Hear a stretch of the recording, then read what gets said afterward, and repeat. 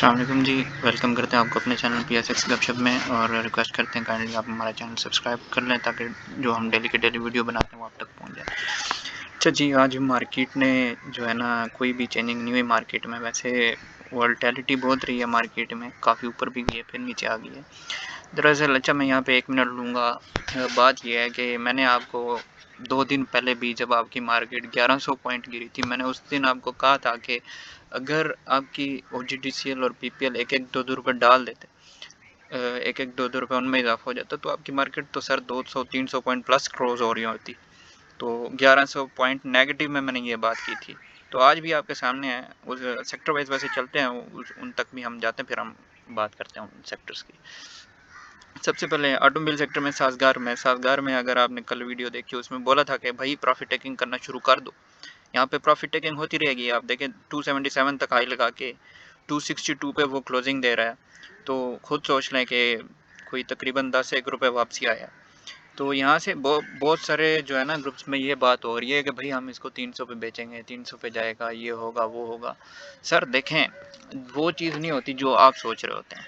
आप सोच रहे हैं कि जी 300 पे जाएगा, हम बेचेंगे। जो बड़ी मगरमच्छ है वो 290-95 पे आपको पहना के माल वहाँ से निकल जाएंगी, बस यही होगा। आप फिर 300 वाले 300 पे ही रह जाएंगे, 250 पे जाके फिर आप बेच रहे होंगे। टोटल बात ये है कि आप ग्रेजुअली चीज़ें खरीदा भी आप स्टेप्स में कराएं और आप बेचा भी स्टेप में करें। ठीक है सर, आप 260-65 पे आप जो है ना अपना अगर 3000 शेयर 1000 शेयर बेच दें तो ज़्यादा लालच नहीं अच्छी वैसे मार्केट में।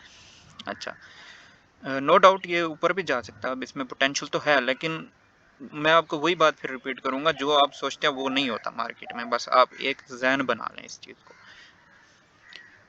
उसके बाद आप आ जाएँ जी सीमेंट सेक्टर में आ जाएँ। सीमेंट सेक्टर कहा था ना, अब जो एक्सपेक्टेड गवर्नमेंट है, जो इनके मामला चल रहे हैं, तो ज़ाहिर सी बात है इसमें जो है ना ये जो गवर्नमेंट है ये वैसे भी बहुत मोटरवेज़ वगैरह के हवाले से इनके बड़े वो हैं। तो सीमेंट सेक्टर ने तो चलना है, सीमेंट हो गया, आपका स्टील हो गया। तो नई गवर्नमेंट जैसे ही आएगी, जैसे स्पेशली आपके ये 3-4 शेयर्स जो है ना ये सबसे ज़्यादा चलेंगे, जिनमें हस्बे मामूल DG खान सीमेंट, जब भी ये गवर्नमेंट आती है तो इसके वारे नहीं आ रहे होते हैं। और इसके अलावा फौजी सीमेंट हो गई, लकी सीमेंट हो गई, इस तरह के जो है ना शेयर्स को ना अपने पोर्टफोलियो में आहिस्ता आहिस्ता डालना शुरू कर दें। ठीक है, क्योंकि 1-2 दिन में आपको मिल जाएगी खुशखबरी। तो उसके बाद केमिकल सेक्टर में आ जाएँ। केमिकल सेक्टर में आपको बताया था कि 2-3 शेयर थे। कोलगेट को देख लें। अभी कोलगेट ना 1000-1100 के करीब आएगा, देन हम इसको कंसिडर करेंगे। अभी तो ये उस प्राइस पे भी नहीं है, ये डिस्कसेबल भी नहीं है इस प्राइस के ऊपर। भाई 1300-1400 रुपये की शेयर की प्राइस है, 15 रुपये वो अर्निंग दे रहा है। तो मुझे समझाएं सर, कम से कम 100 रुपये तो उसको अर्निंग देनी चाहिए ना एक क्वार्टर की। तो ये जस्टिफाई नहीं करता अपनी प्राइस को इस लेवल पे मेरी नज़र में। ठीक हो गया। उसके बाद हम चलते हैं लोटे को देख लेते हैं। इसको हमने कहा था कि 18 पे 17 पे आएगा तो हम इसमें अपनी पोजीशंस को देखेंगे। तो देखें, अब ये कल जो है ना 18 रुपये 6 पैसे के ऊपर जो है ना वापस चला गया। तो सर 6 पैसे से हम बच गए। अब ये नहीं है कि हम अपना उसको स्क्रॉल करके जो है ना 18 रुपये 6 पैसे पे हम उसको बाइंग कर लेते हैं। तो ये चीज़ों के साथ लटकने की ज़रूरत नहीं होती मार्केट में कभी भी। ठीक है, नहीं मिला सर, 600 शेयर आपकी मार्केट के अंदर है, एक शेयर के साथ क्यों लटक जाएंगे। हर सेक्टर में मैं आपको डेली बताता हूँ कि सर 2 शेयर 3 शेयर ये हैं, इसके ऊपर हमारी नज़र, आप भी रखें इसके ऊपर नज़र। तो ये आएगा तो इंशाल्लाह ज़रूर इसमें हम अपनी पोजीशन बनाएंगे, अदरवाइज़ कोई मसला नहीं है, और बहुत शेयर है। उसके बाद हम कमर्शियल बैंक्स के बारे में ना मैं एक बात कहूँगा जो कि इस पूरे सेक्टर के लिए इनफ है, कि जब तक आपके इंटरेस्ट रेट्स सदाबहार है ना, तो आपके बैंक्स तब तक जो है ना सदाबहार रहेंगे, इनकी अर्निंग्स कमाल आती रहेंगी। आप आंखें बंद करके कोई शेयर उठा सकते हैं। ठीक है, लेकिन जब इंटरेस्ट रेट नीचे आना शुरू होंगे, एक बार इंटरेस्ट रेट का कोई 50 बेसिस पॉइंट भी अगर नीचे आ जाता है तो वो एक सिमत बन जाएगी कि अब जो है ना इंटरेस्ट रेट जो है ना लोअर साइड पे आना शुरू हो गया सर। लेकिन वो अभी तक हुआ नहीं है। जब वो होगा तो फिर आप देखिएगा कि ये जो बड़ी बड़ी वेल्स हैं ये किस तरह से मार्केट में फेंक रही होंगी बैंक्स को। तो अभी तक तो इनका बहुत अच्छे रिजल्ट आ रहे हैं, इतना काफ़ी है बैंकिंग सेक्टर के लिए। उसके बाद इंजीनियरिंग में हम चले जाते हैं। सर हमें याद है कि 1 से 1.5 महीने पहले ना काफ़ी ग्रुप्स में कॉल्स आ रही थी कि इत्तेफाक को 8.5 रुपये पे भी बाय कर लें, क्योंकि नेक्स्ट गवर्नमेंट इन्हीं लोगों की आनी है, तो इनके तो वारे नहीं आ रहे होने। सर आप अभी देख लेंगे ना 6 सवा 6 रुपये के ऊपर आपका ये शेयर आ गया। तो चीज़ों के साथ लटकने की ज़रूरत नहीं है। उस वक्त भी टारगेट बताया था कि सर 7.5 तक मिल जाए तो ले लो, वो 7.5 से ऊपर चला गया, लेकिन फिर हमने नहीं लिया। तो वही चीज़ है ना कि चीज़ों के साथ लटकने की ज़रूरत नहीं होती। आप अगर इत्तेफाक से रहेंगे तो मुगल में आ जाएं, मुगल बहुत अच्छा शेयर है। बस ये सीमेंट और स्टील के बारे में मैं पहले भी बात कर चुका हूँ कि सर सीमेंट और स्टील ने चलना ही चलना है। अगर आपके मुल्क की इंडस्ट्री ने चलना है तो इनने चलना है। अगर आपकी ये एक्सपेक्टेड जो गवर्नमेंट है वो बनती है तो इनने ज़रूर चलना है, ठीक है। उसके बाद हम आ जाते हैं फर्टिलाइज़र सेक्टर के ऊपर। फर्टिलाइज़र में इफर्ट को पहले भी बताया था कि सर ये अनएक्सेप्शनल मूव्स बना रहा है। ये इसका बैंड 110 का है, ये 20 रुपये ऊपर चल रहा है।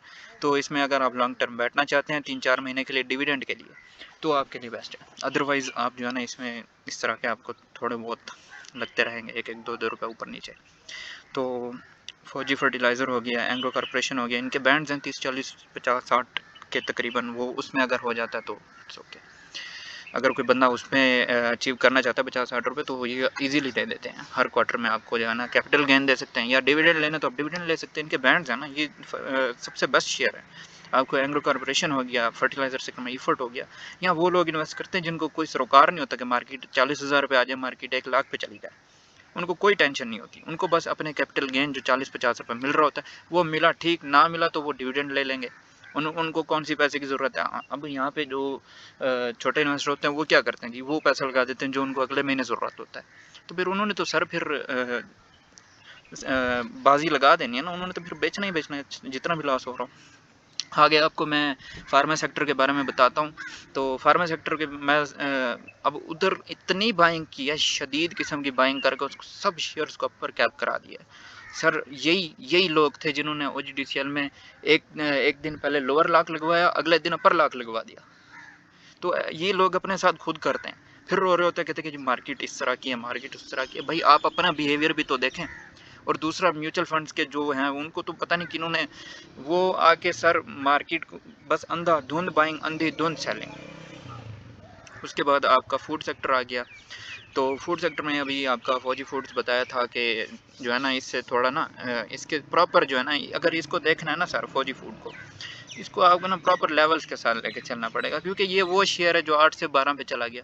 अब भी लोग इसमें फंसे हुए हैं, जो जिन्होंने 11-11 रुपये पे हमने कहा था कि बेच दो भाई, बेच दो, बहुत है। लेकिन उन्होंने कहा नहीं सर, ये तो बस जा रहा है कि 40 रुपये पे जा रहा है। तो फिर अब इंतज़ार करें, अब और क्या हो सकता है। 11 वाला शेयर 9 पे बेचेंगे तो खुद सोच लें सर, 2 रुपये नुकसान आ रहा है। जिसने 1-1.5 लाख शेयर लिया, 3 लाख तो उसका गया ना। तो मार्केट में ना कभी भी लालच नहीं करनी चाहिए, ठीक है। इंसान कहता है कि यार 1 लाख बच रहा है, 2 बच जाए, 3 बच जाए, सर फिर आहिस्ता आहिस्ता ग्रेजुअली आप काटते भी जाएं अपनी पोजीशंस को। उसके बाद आपका है इसमें कोई ख़ास नहीं है, हम चलते हैं नेक्स्ट। हाँ जी, ये अब यही बात इसमें है। देखें तारिक ग्लास, अब मुझे बताएं, ये वो लोग, उन लोगों को मैं जो है ना कह रहा हूँ जो जिन्होंने 100 रुपये के ऊपर तारिक ग्लास को लिया था, 105 पे गया था शेयर, लेकिन उधर नहीं बेचा था। अब वो 88 रुपीज़ पे शेयर आ गया। अब मुझे बताएं सर, 5 रुपये आपको कोई नहीं पसंद थे, अब आप 12 रुपये जेब से दे रहे हैं। अभी आप पोजीशंस को काट रहे हैं 88 रुपीज़ के ऊपर। अभी तो बेचने का टाइम नहीं है ना, अभी इकट्ठा करने का टाइम है। अब आप बेच रहे हैं, अब वो बड़ी जो वेल्स हैं वो आपसे इकट्ठा कर रही हैं, तो फिर वो जाके आपको 100 रुपये के ऊपर पहनाएंगी फिर।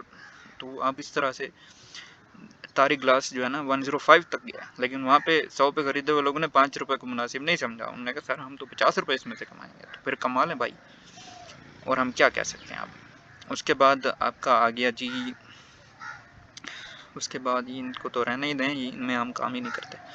अच्छा, OGDCL हो गया, अब PPL हो गया। ये तो अभी अल्लाह का शुक्र है कि जो है ना इन्होंने लोअर लॉक नहीं लगवा दिया OGDC PPL को। ये जो इंडिविजुअल्स हैं और म्यूचुअल फंड्स के जो भी हैं, तो बहरहाल इनमें मैं ज़ाती तौर पे यही कहूँगा कि अगर जो भी गवर्नमेंट बनती है, अगर हमने IMF लेना है तो सर इनको कुछ ना कुछ देना पड़ेगा। इनको दिए बगैर IMF आपको कुछ भी नहीं देगा, ये बात आप जहन में रख लें। उसके बाद आपको इसने मौका दिया था OGDCL ने, आई थिंक सो 104 रुपये तक ये नीचे आया था। अगर जिसने वहाँ ले लिए, अब वो रख के सो जाए बस। वो फिर IMF का जब मामलात होंगे तब वो जो है ना थोड़ा एक्टिव हो के फिर अपने शेयर्स को देख ले। जिस तरह हम बात कर रहे थे पाकिस्तान ऑयल फील्ड, अब ये भी वही शेयर है, इसमें भी जो बड़ी बड़ी वेल्स होती हैं, बड़ी बड़ी वेल से मुराद ये है कि वो लोग जिनके पास कंपनीज हैं डिफरेंट, वो कैश वो अपना यहाँ पे इन्वेस्ट करना चाहते हैं। तो पीओएल हो गया, ये 40-50 रुपए जो है ना दे देता है 3 महीने में, एक क्वार्टर में अपने तकरीबन 25 रुपये इसने, आई थिंक सो 25 रुपये या 15 रुपये इसने लास्ट डिविडेंड भी दिया। तो इसका भी यही बैंड है, इसका सर 360 से 350 से लेके 450 तक बैंड है, लेकिन ये मोस्टली जो फ्लक्चुएट करता है 380 से लेके 420 तक, 430 तक ये फ्लक्चुएट करता है। इस पोजीशन में आप इस तरह से भी देख सकते हैं इन चीज़ों को, लाजमी नहीं आप पेनी शेयर में घुस जाएँ। अच्छा, इसमें पीएसओ को देख लें सर। अब सर मैं ये बताता हूँ, आप हबको को देख लें, हबको नीचे हम हबको को भी देखते हैं। अगर किसी को मौका नहीं मिला ऊपर बेचने का, उसको कोई टेंशन नहीं है, क्योंकि उसको डिविडेंड मिल रहा है, उसको कोई टेंशन नहीं है, वो साल बाद बेच देगा, उसका तो एक्स्ट्रा पैसा है। तो अगर कोई फंस जाता है, फॉर एग्जांपल अब मैं आपको इधर एग्जांपल देता हूँ टैली की, एग्जांपल देता हूँ सर। ये आपको कोविड के करीब जो है ना सर, ये तकरीबन 25 रुपीज़ का शेयर था। आज मुझे बताएं कोई जस्टिफाई करे कि कब इसने कोई डिविडेंड दिया हो तब से लेके अभी तक, कोई डिविडेंड दिया हो। अब वो जिसने 25 रुपए पे लिया हुआ था, वो अब 5-6 रुपए पे शेयर आ गया। मुझे बताएं कोई डिविडेंड, अगर ये शेयर कोई डिविडेंड दे रहा होता, मेरे ख्याल से कोई ब्रेक इवन पे पहुंच गया होता मामला, लेकिन अभी वो फिलहाल उधर ही उधर है। उसके बाद आपका हो गया फार्मा सेक्टर। हाँ, इसके बारे में मैंने सर, अब देखें, अब यहाँ पे ना थोड़ा एहतियात करने की ज़रूरत है। यहाँ पे लोगों ने ना अंधाधुंध आज भी बाइंग की है, और मोस्ट प्रोबेबली अब कल जो मोस्टली बाइंग होगी ना, वो इंडिविजुअल्स की होगी। वो देख लीजिएगा, फिर ये जो वेल्स होंगी ये बेच रही होंगी, इंडिविजुअल खरीद रहे होंगे। तो इन चीज़ों से ज़रा होशियार रहेगा ना। तो पावर सेक्टर में देख लेते हैं, तो सैफ पावर हो गया, इसका डिविडेंड करीब ही है बस। तो ये अपना 20-21 रुपए तक की मूव दिखाएगा, उसके बाद ये अपना डिविडेंड दे देगा और फिर वापस तकरीबन कोई 16-15 पे आ जाएगा। उसके बाद वेल्स इसमें एंट्री लेंगी और इसको फिर चढ़ा देंगी 3 महीने बाद 20-21 रुपए पे। तो ये वो लोग हैं जिनको मार्केट से कोई सरोकार नहीं होता।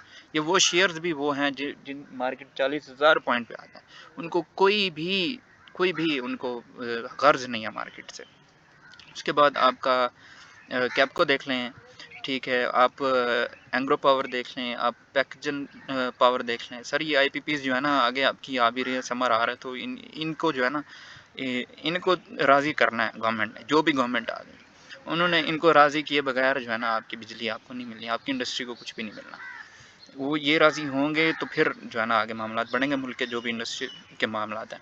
सर रिफाइनरी बहुत सारे मैसेजेस आ रहे हैं कि भाई रिफाइनरी नहीं चल रही। हमने लिया हुआ अटक रिफाइनरी को 350 पे लिया हुआ है, हमने नेशनल रिफाइनरी को 300 पे लिया हुआ, 375 के भी मैसेजेस आए हैं। तो भाई आपको किसने कहा था कि आप 375 पे आप नेशनल रिफाइनरी को ले लें? नेशनल रिफाइनरी आपका चला कहाँ से था? चला आपका 175-150 रुपये से नेशनल रिफाइनरी चला था, तब आप कहाँ गए थे जब 150 पे इसकी कीमत चल रही थी? आपने जाके 275 पे लिया। आपने डबल प्राइस में एक चीज़ को खरीद के फिर आप कह रहे हैं कि जी अब मार्केट गिर गया, आप कह रहे हैं कि वो उस प्राइस पे बिक जाए। सर अब जब आपकी मार्केट डबल होगी तब ये डबल होंगे। आप सादे से अगर मैं आपको बात बताऊँ तो टोटल यही बात है। लेकिन हम उम्मीद करते हैं कि ये उठ जाएंगे, अगर पॉलिसीज़ वगैरह इसकी बेहतर हो गई, नई गवर्नमेंट आ गई, तो मामला में भी बेहतर हो सकते हैं। लेकिन अभी जिन्होंने 275 के ऊपर ख़रीदे हुए हैं, 300 के ऊपर ख़रीदे हुए हैं, तो वो अभी जो है ना सो जाएं, ठीक है, अब यही कह सकते हैं। उसके बाद आपका टेक्नोलॉजी सेक्टर आ गया। टेक्नोलॉजी में हमने आपको नेटसोल रिकमेंड किया था सर। नेटसोल जो है ना, इसके एक क्वार्टर और आने दें, तो इसके मामला जो है ना काफ़ी ऊपर चले जाएंगे। बहुत सारी अवाम ऐसी है जिन्होंने नेटसोल को 300 के ऊपर ख़रीदा हुआ है, 300 के ऊपर नेटसोल को ख़रीदा हुआ है, तो वो अभी बैठे हुए हैं। क्या कर सकते हैं सर? क्या कह सकते थे कि नेटसोल की बजाय आप हब को ख़रीद लेते तब। हाँ जी, लेकिन बस बंदे कहते हैं जी हमें जो है ना रातों रात गेम डबल करनी है। उसके बाद आपका सिस्टम है, सिस्टम में भी थोड़ी बहुत मूव आ रही है। बस अब ये शेयर तकरीबन अब बस क्या कह सकते हैं इसके बारे में, ये 400-450 पे लोगों ने कहा था कि आज से 6 महीने पहले की बात है, लोगों ने कहा था जी आप डॉलर ना लें, आप सिस्टम ले लें, ये बहुत जल्द 1000 का होने वाला है। तो अभी सिस्टम वो 400 से भी नीचे आ गया, आई थिंक हाँ 380 पे आ गया। अच्छा, इस इनमें हम ज़्यादातर रिकमेंड नहीं करते। आपका टीआरजी हो गया सर, ये टीआरजी जब 70 क्रॉस नहीं करेगा तब तक ये अनसेव है मेरी नज़र में। जब तक 70 को क्रॉस नहीं करता मेरी नज़र में ये अनसेव है ये शेयर टोटली।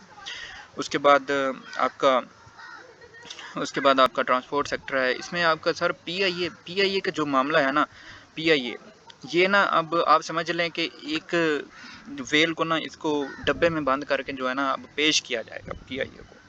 तो इसके मामला तकरीबन एंडिंग के ऊपर हैं, तो आप इसको 1-2 रुपए के ऊपर करके ना इसकी यहाँ से स्टार्ट कर दें इसकी सेलिंग जो है ना। जिसने भी अगर नीचे का लिया हुआ है तो वो अभी इसके मामलात करीब ही हैं, तो एक्सपेक्टेड यही है कि जो नई गवर्नमेंट आएगी उससे पहले पहले जो है ना इसको किसी को गिफ्ट के तौर पे दे दिया जाएगा।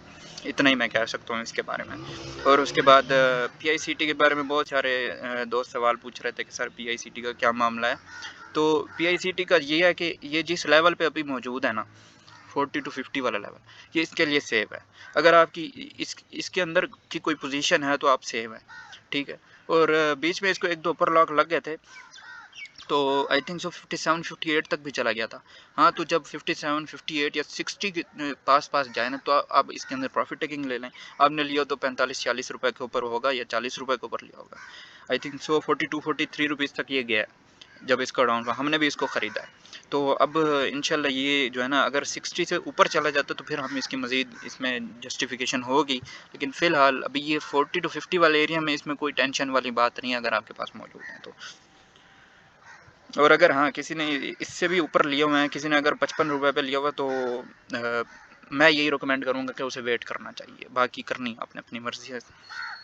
चलें जी, आज इतना ही, लेकिन आपको एंड पे ज़रूर कहेंगे कि हमारे चैनल को सब्सक्राइब कर लें, ताकि डेली की डेली, और अगर आपको किसी भी शेयर के बारे में, किसी भी सेक्टर के बारे में कोई भी आपको न्यूज़ चाहिए हो, कोई आपको रिकमेंडेशन चाहिए हो, कुछ भी चाहिए हो, तो आप जो है ना कमेंट कर सकते हैं। आप ज़रूर कमेंट किया करें, हमें बताया करें, देन सब्सक्राइब भी कर लें channel. Thank you so much. Allah हाफ़िज़, मिलते हैं कल।